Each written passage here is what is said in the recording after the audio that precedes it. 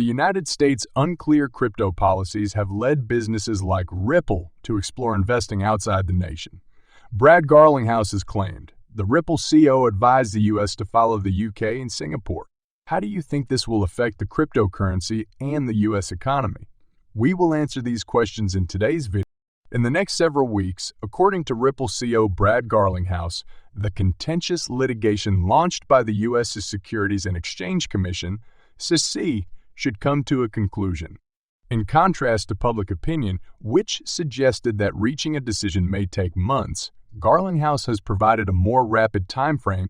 In an interview with Schebtinks' CEO Mukaya Panik, Garlinghouse made his remarks.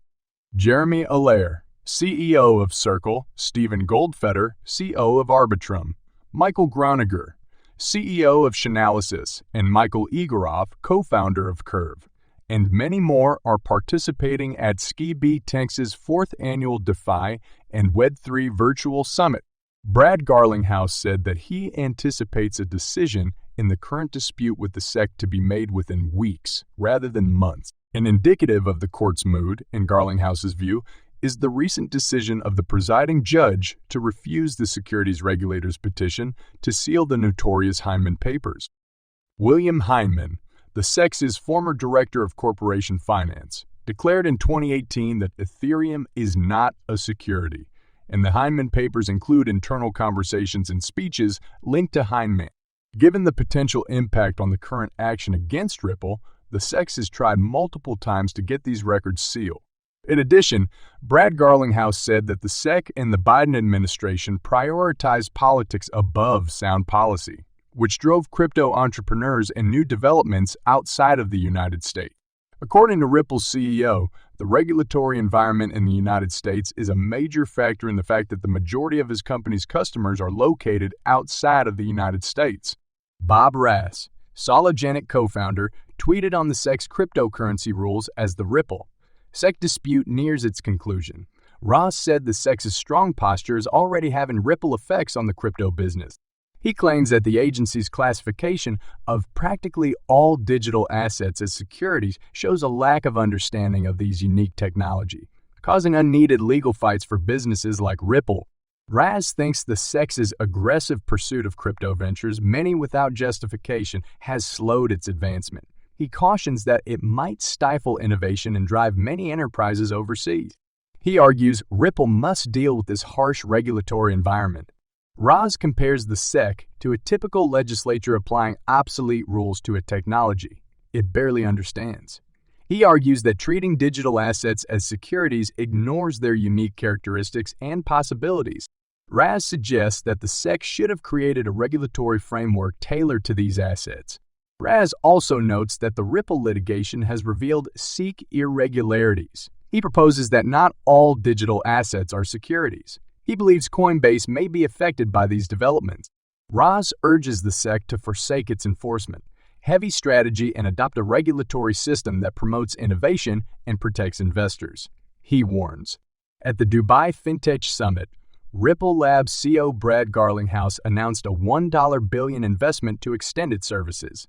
Garlinghouse says Ripple wants to develop organically and via acquisitions beyond cross-border payments and liquidity. Invest in blockchain-friendly markets. CryptoLaw founder and pro-XRP lawyer John Deaton challenged the SEC's claim that William Hinman's 2018 contentious speech was only his opinion. Deaton tweeted yesterday that Hyman's contentious statement was influenced by senior SEC officials and not his own view. The pro-XRP lawyer claims the speech comprises 63 emails and 52 drafts from prominent SEC officials.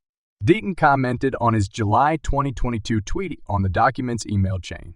Deaton revealed last year that Hyman's documents email chain excludes just the ethics office and ethics chief Dane Serrano. Deaton's new tweet drew crypto community responses. Former SEC lawyer Mark Fagel remarked on the article.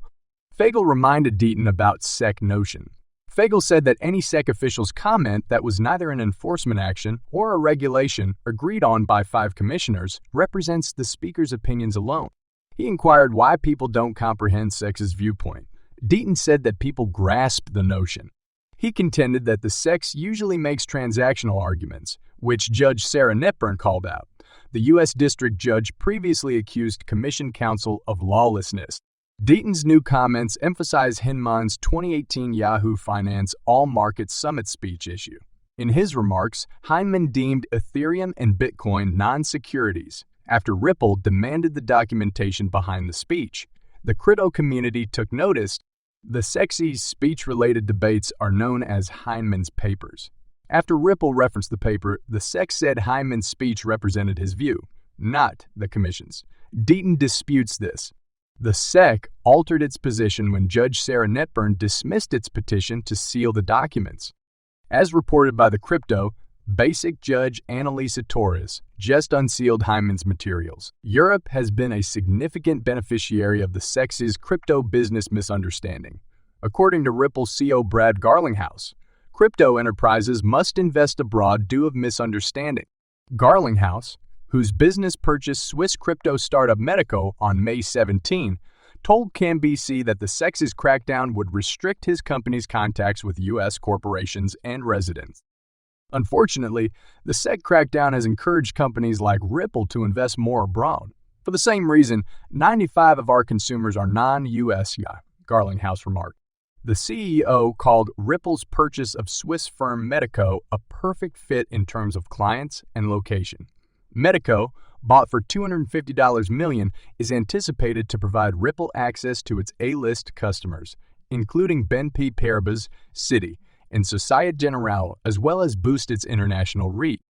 When questioned about the ideal crypto regulatory structure post-OFF's collapse, Garlinghouse advised that U.S. authorities look to the UK, UAE, and Singapore, who have stated how they would handle digital assets. Garlinghouse said clarity allows entrepreneurs and investors to engage constructively with regulators. Internal SEC communications suggest Ripple's XRP coin may not be a security. These communications suggest that XRP may not meet the Howey test, a condition for investment contracts. John Deaton, a legal pundit, discovered these communications in Ripple's opposition and reply papers footnotes. Ripple's legal team's inattention to these communications' consequences perplexed Deaton. Exhibit 220 emails suggest that XRP may not pass the Howey test. Deaton acknowledges that the email's importance was first overlooked because to their placement inside a phrase addressing independent market players' SEC analysis that XRP was not a security. Ripple, the payment company, and the SEC may be negotiating a settlement amid the legal battle. Ripple asked a one-week extension to file public, redacted versions of its cross motions for summary judgment and supporting exhibits, including the Hinman documents. These SEC papers highlight former SEC Director William Hinman's 2018 statement declaring Bitcoin, Bethesda, and Ethereum, ETH not securities. Attorney and XRP supporter John Deaton expects the SEC will continue the lawsuit when the Hinman docs are unsealed. He believes that Ripple would have settled before receiving these materials. Deaton believes SEC Chair Gary Gensler, who opposes the crypto business, will see the case through, saying